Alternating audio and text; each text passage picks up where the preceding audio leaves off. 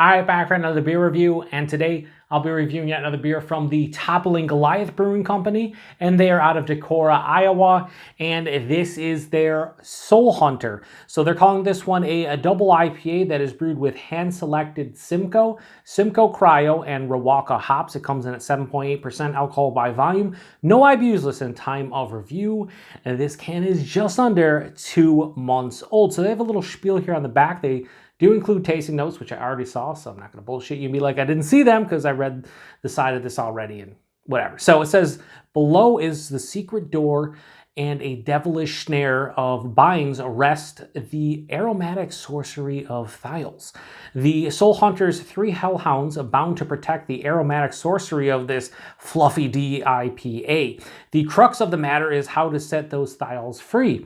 The prophecy has been foretold that particular hops blended and introduced in harmony will mesmerize the beasts, opening the door and allowing aromas of passion fruit, citrus, and tropical berries to be released. Unfiltered beer, sediment is normal.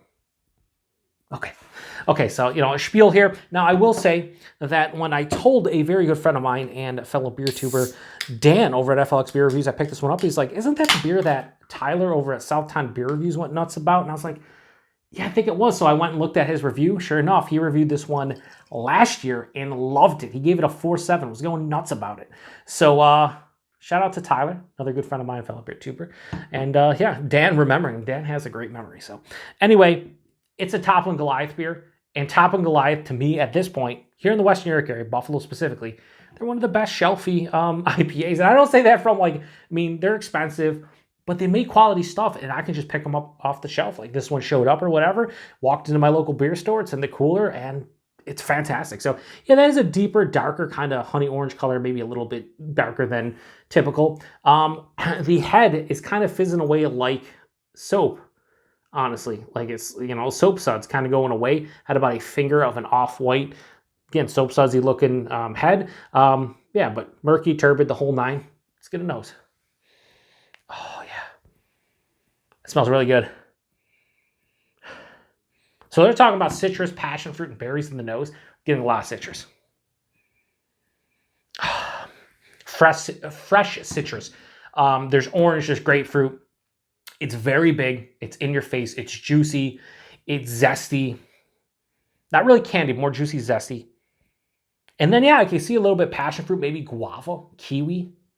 Things that a lot of times, I love passion fruit. Passion fruit is one of my favorite fruits at this point. I've only had it, how many times at this point? Maybe like a handful of times, maybe like a half dozen times passion fruit, but it's so fucking delicious whenever I have it. I just love it. And I'm getting that little bit of that, touch of guava, a little bit of like a sweeter kiwi. But a lot of your typical stone and tropical fruits are not hitting here. It's a little bit different. It has this very earthy and green, like tomato stalk kind of hop aroma. It smells super fresh, just under 2 months old. It's kind of punching me in the face. I think Tyler also reviewed this one. I think he posted the review in like October, but he had a backlog. And he was like, oh, it's July, relatively fresh or whatever. He probably drank this a couple months old as well. All I know is it smells really good. It smells awesome. Let's get into it. Cheers, everyone.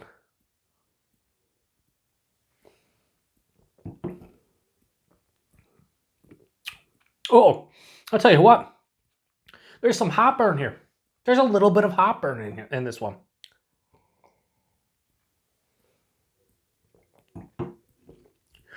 It's not overblown, but it's definitely here on the palate for sure. 100% hop burn. This might be the oldest beer I've ever had that still has hop burn. I mean, we're almost 2 months old, just a couple days under. And there's a little bit of hop burn here. Let's go body mouthfeel. Body's higher side of medium. 7.8%, it's appropriate. Maybe a touch thin, but I'm all right with that. Mouthfeel is soft, it's smooth, it's creamy. It's, a New England style double IPA, even though they just say double IPA, it's kind of in that realm. Obviously, it's hazy and whatnot. Maybe a little bit more carbonation than that's typical for the style or that I'm accustomed to for the style, but it's still in that realm. The taste, though, tons of citrus. Absolutely tons of citrus.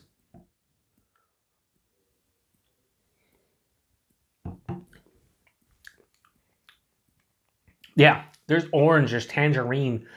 And the orange is very, like a blood orange. maybe like a navel orange, like specific oranges, like the complexity of the orange at the front of the palate is kind of crazy. But yeah, grapefruit, maybe even a little bit of like a lemon lime zestiness, tangerine, like I said before. It's juicy, it's zesty, it's rindy. Not the candied is the only thing I wouldn't say this is as far as the citrus. It's like the entire fruit. You're kind of like, yeah, if you've ever just bit into a straight orange or like a tangerine peel and all, it's kind of what you're getting at the front of the palate. Right after that though, passion fruit, guava, a little bit of that kiwi, maybe a touch of like a melon, like a deep rich melon. But that's all at the first half, 2/3 of the palate, the front half. The second half, that's where that hop burn comes in. And in addition to that, it's like it has this green tomato stalk, almost grassy type of vibe to it. It has a little bit of like a dank character.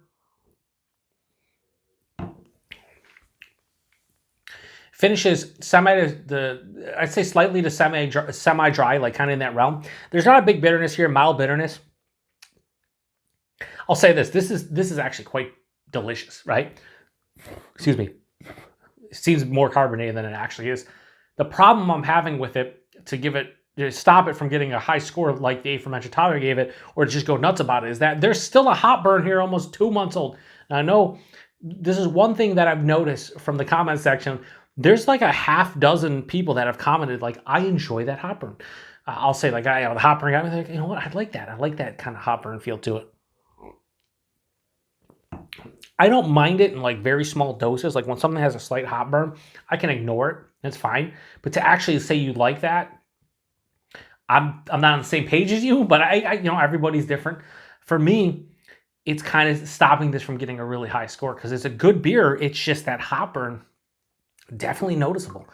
It has that like slight burning sensation in the throat. It's definitely noticeable, 100%. Where do I want to go with this in terms of rating? I like that citrus. I like the passion fruit, the guava, the kiwi. That green kind of tomato stalk, grassy kind of feel is really nice, welcomed. Very well balanced from that aspect, the flavors itself. I'd like this maybe be a little bit more bitter, but I don't know if the bitterness would work with the hop burn. So I'd like this to be more bitter with less hop burn, and I think I'd really enjoy it. But yeah, it's a really good beer.